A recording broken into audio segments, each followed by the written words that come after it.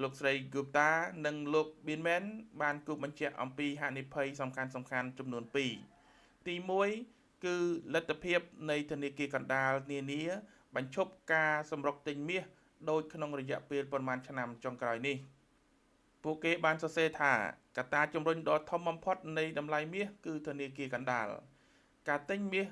បានកើនឡើងទ្វេដងចាប់តាំងពីសង្គ្រាមរុស្ស៊ីទៅលើអ៊ុយក្រែនបានចាប់ផ្ដើមនៅក្នុងឆ្នាំ2022ធនាគារកណ្ដាលបានជំរុញតម្រូវការមាសនៅក្នុងកិច្ចខិតខំប្រឹងប្រែងដើម្បីធ្វើពិពិធកម្មទុនបម្រុង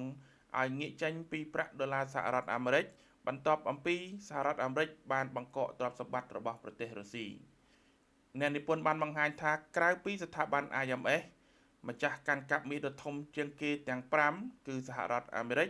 អាល្លឺម៉ង់អ៊ីតាលីបារាំងនិងរុស្ស៊ីពួកគេបានចោទសួរថាតើមានអ្វីកើតឡើងប្រសិនបើតម្រូវការតាមរចនាសម្ព័ន្ធពីធនាគារកណ្ដាលសកលបានថយចុះឬក៏អាក្រក់ជាងនេះទៅទៀតតើមានអ្វីកើតឡើងប្រសិនបើពួកគេចង់លក់មាសទាំងនោះចេញវិញពួកគេបានកត់សម្គាល់ថា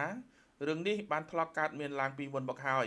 ដោយពួកគេបាននិយាយថាពីឆ្នាំ1999ដល់ឆ្នាំ2002ចក្រភពអង់គ្លេសបានធ្វើការដេញថ្លៃជាសាធារណៈជាបន្តបន្ទាប់ដើម្បីលក់មាសជាង 50% នៃទុនបម្រុងរបស់ខ្លួន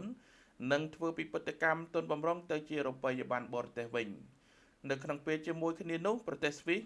បានបោះឆ្នោតផ្ដាច់ទំនាក់ទំនងប្រាក់ហ្វ្រង់ស្វីសចេញពីមាសតម្លៃមាសបានធ្លាក់ចុះ 13% នៅក្នុងរយៈពេល3ខែបន្ទាប់អំពីការប្រកាសរបស់ចក្រភពអង់គ្លេសដែលស្មើទៅនឹងការធ្លាក់ចុះប្រមាណជា$650ក្នុង1អោនឬក៏$873ក្នុង1តម្លឹងនៅក្នុងតម្លៃសប្តាហ៍ថ្ងៃការលក់ចេញបានបញ្ឈប់លុះត្រាតែធនាគារកណ្ដាលមួយចំនួនបានចុះហត្ថលេខាទៅលើកិច្ចព្រមព្រៀងនៅទីក្រុង Washington ស្ដីអំពីមាសដើម្បីសម្របសម្រួលនិងកំណត់កម្រិតនៃការលក់មាសនៅក្នុងបរិមាណធំដែលធ្វើឲ្យប៉ះពាល់ទៅដល់តម្លៃកិច្ចព្រមព្រៀងនេះបានផុតកំណត់នៅក្នុងឆ្នាំ2019ដោយសារតែធនាគារកណ្ដាលភាគច្រើនបានក្លាយជាអ្នកទិញមាសមិនមែនជាអ្នកលក់មាសទេ